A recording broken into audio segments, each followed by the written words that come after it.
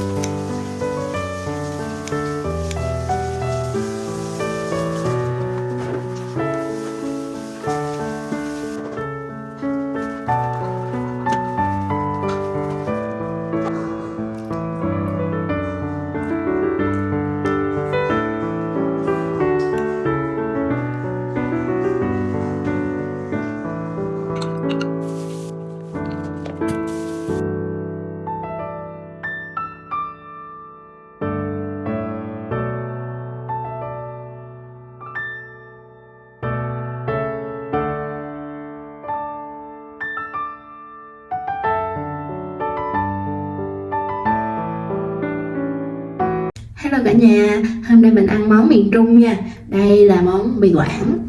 Mời mọi người ăn với em nha. Mì Quảng gà. Đây, rau rất là hấp dẫn. Hôm nay mình bào bắp chuối á, nó không được như mọi ngày. Không biết tại sao nữa. Hôm nay bào nó bị đen nha mọi người. Dù mình đã cho rất là nhiều tắc vô nhưng mà nó vẫn bị đen nha mọi người. Thích ăn rau lắm nha. Rau nhiều vô. Mời mọi người ăn với em nha.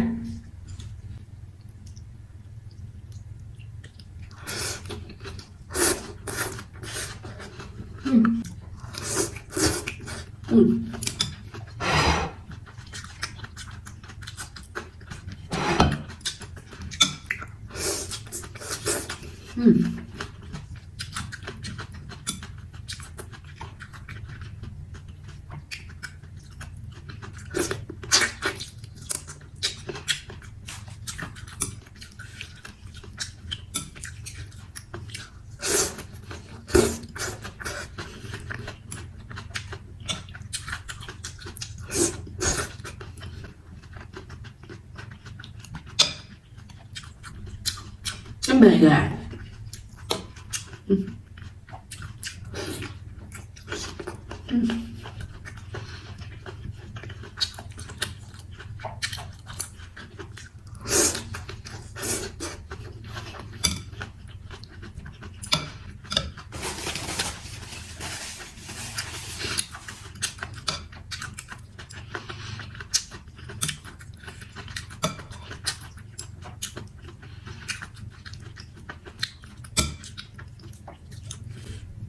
Chắc không dính mà.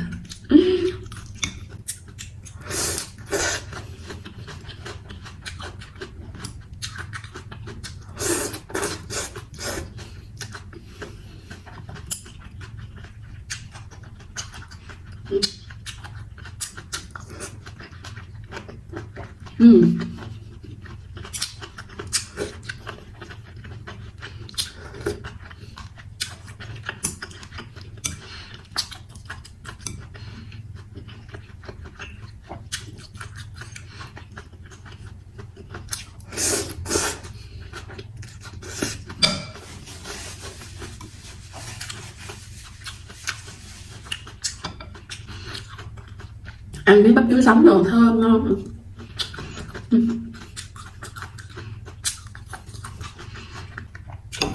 Đùi gà.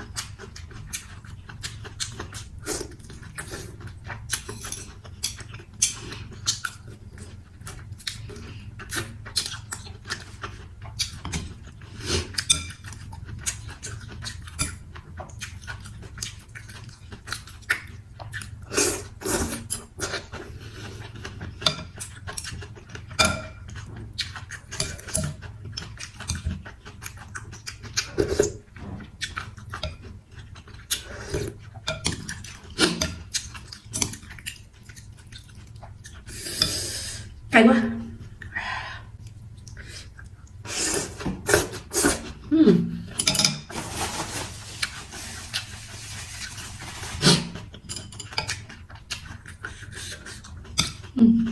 Đùi gà.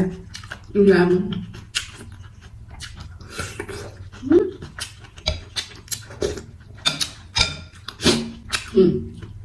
Bắp chuối.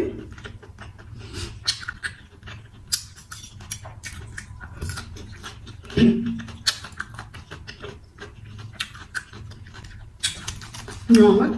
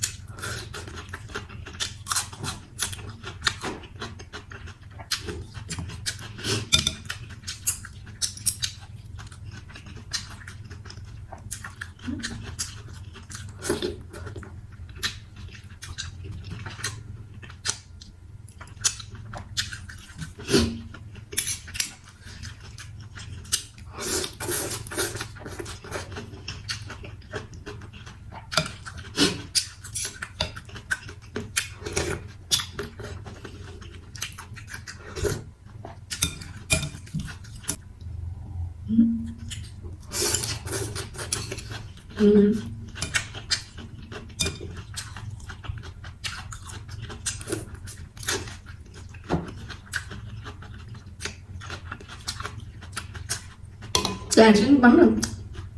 Ăn cho nó đậm đà đi mọi người. Ngon.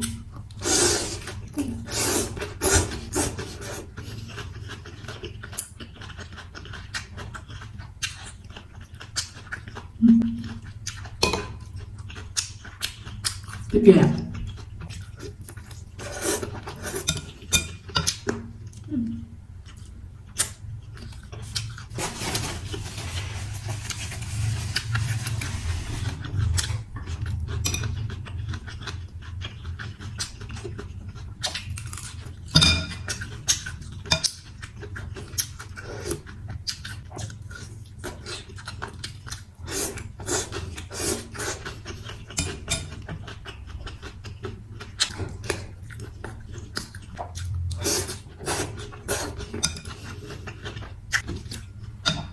Mình không biết là mình nấu như vậy có đúng công thức của mì Quảng không nha mọi người, nhưng mà mình thấy là nấu như vậy hợp với khẩu vị của mình, với gia đình mình á, cho nên là mình nấu như vậy luôn.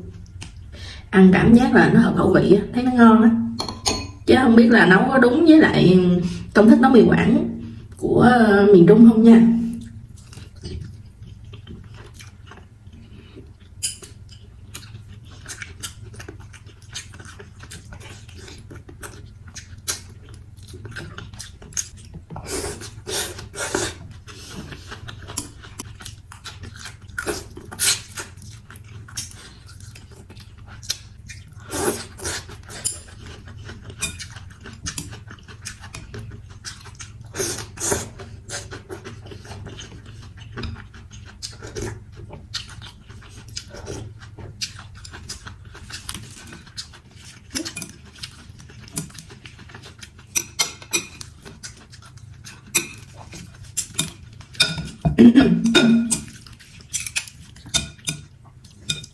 Này là mình nấu bằng dầu phụng nha, với lại ớp gà, kheo hay là xào cho gà nó thơm lên thì mình cũng đều xào bằng nén với tỏi nha.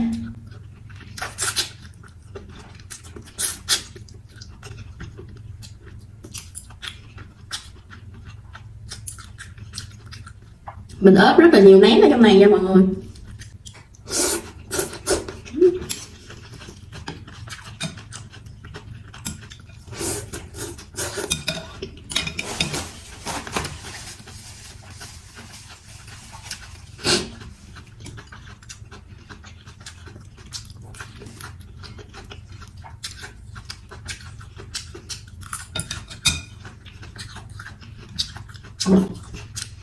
Đùi gà.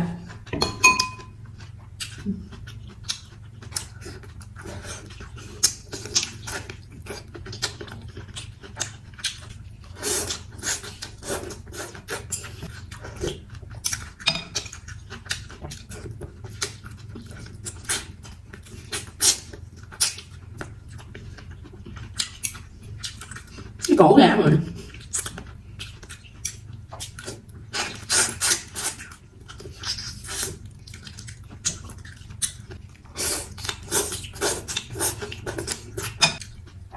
Có ai gì ăn rau giống như em không? Em thích ăn rau đó mọi người. Ăn cái gì cũng phải ăn rau nhiều hết.